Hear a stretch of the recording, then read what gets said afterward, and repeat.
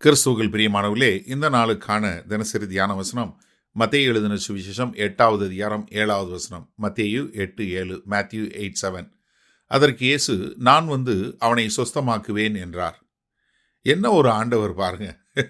யாரெல்லாம் உண்மையா விசுவாசமா கூப்பிடுறாங்களோ அவர்கள் எல்லாருக்கும் பதில் கொடுக்கக்கூடிய தேவன் தான் நம்முடைய தேவன். யாரெல்லாம் உத்தம இருதயத்தோடு கர்த்தரை நோக்கி கூப்பிடுறாங்களோ, எரேமியா தீர்க்கதரிசி புஸ்தகம் முழுவதும் பார்க்கிறோம்.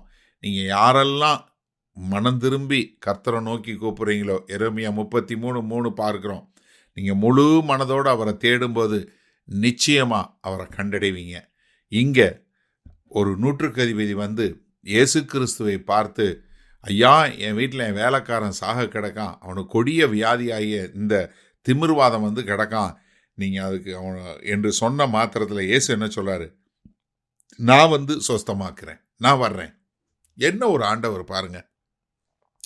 நம்ம இன்னொரு சம்பவம், நம்ம எல்லாருக்கும் தெரிஞ்ச சம்பவம், ஒரு பார்த்திமேயு என்று சொல்லக்கூடிய ஒரு குருடனை பற்றி பார்க்குறோம். இந்த பார்த்திமேயு என்ன பண்ணுறாரு? எரிகோ வெளியே உட்காந்து பிச்சை கேட்டுட்டு இருக்கிறாரு. அப்போ திரளான ஜனங்கள் போயிட்டு வரும்போது, கர்த்தர் எரிகோ விட்டு வெளியே வரும்போது அவர் என்ன பார்க்குறாரு? திரளான ஜனங்கள் போகிறாங்க, அங்கே ஒரு பயங்கரமான சத்தம், திரளான கூட்டத்துக்கு மத்தியில் இவர் என்ன பண்ணுறாரு? தாவீதின் குமாரனே எனக்கு இறங்கும் சொல்லி இயேசு கிறிஸ்துவ நோக்கி கூப்பிட்றாரு. அப்போ கூட இருக்கவங்களாம், சும்மா இருப்பா அப்படின்னு சொல்லி அரட்டி அவரை கூப்பிடாதன்றாங்க. ஆனால் அவர் இன்னும் சத்தமாக கூப்பிட்றாரு. ஆனால் இயேசு கிறிஸ்துவால் முன்னோறி போக முடியல. அவர் நின்னாரு. இயேசு கிறிஸ்து நின்னாரு, அவரால் போக முடியல. ஐயா, அவ்வளோ சத்தம் கேட்கும்போது ஒரு மனுஷன் விசுவாசத்தோட கூப்பிடும்போது என்ன பண்ண முடியல? கர்த்தராகி இயேசு கிறிஸ்துவால் முன்னாடி போக முடியல. இன்னொரு சம்பவம் பார்க்குறோம். மார்க் 5வது அதிகாரத்தில் ஒரு பெரும்பாடுள்ள ஸ்திரீ வர்றாங்க. ஆனால் திரளான ஜனங்கள் கர்த்தரை இடித்து கொண்டு போகிறாங்க. அவங்க எல்லாம் கூட்டத்தில் போயிட்டு இருக்கும்போது இந்த சகோதரி எப்படியோ கீழே விழுந்து துணிஞ்சு போய் அந்த கர்த்தருடைய வஸ்திரத்தை தொடுறாங்க. தொட்ட மாத்திரத்தில் ஆண்டவர் சொல்கிறார், என்னை தொட்டது யாரு?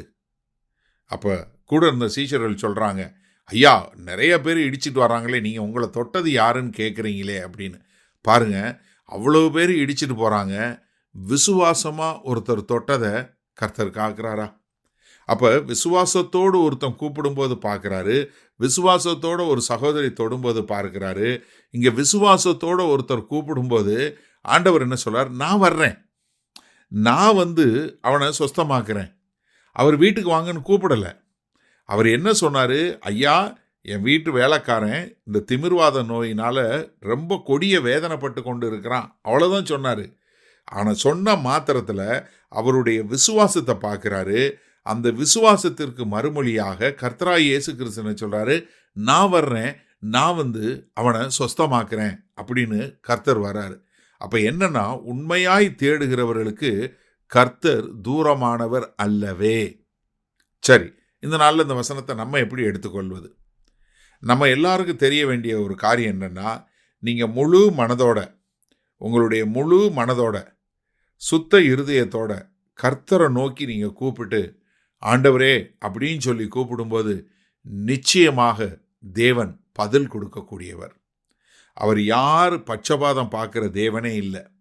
நீங்கள் யாராக இருந்தாலும் சரி, யாராக இருந்தாலும் நீங்கள் மனம் திரும்பி, ஆண்டவரே நான் ஒரு பாவி, உங்களுக்கு முன்னாடி வரக்கூட தகுதி இல்லாதவன். ஏன்னா லூக்கா 18வது அதிகாரத்தில் ஒரு 2 பேர் தேவாலயத்துக்கு ஜெபம் பண்ண போகிறாங்க. ஒரு பரிசேயன், ஒரு ஆயக்காரன். பரிசேயன் வந்து தன்னை பற்றி பேசுகிறாரு. ஆனால் பாவி என்ன சொல்கிறான்? ஆயக்காரனாகிய பாவி, ஐயா நான் பாவி, என்னுடைய கண்களை நான் பரலோகத்துக்கு ஏறெடுத்து பார்க்க துணிச்சல் இல்லாதவன், ஆனால் என்னை மன்னியுங்க அப்படின்னு சொல்லும்போது ஆண்டவர் என்ன சொல்கிறாரு?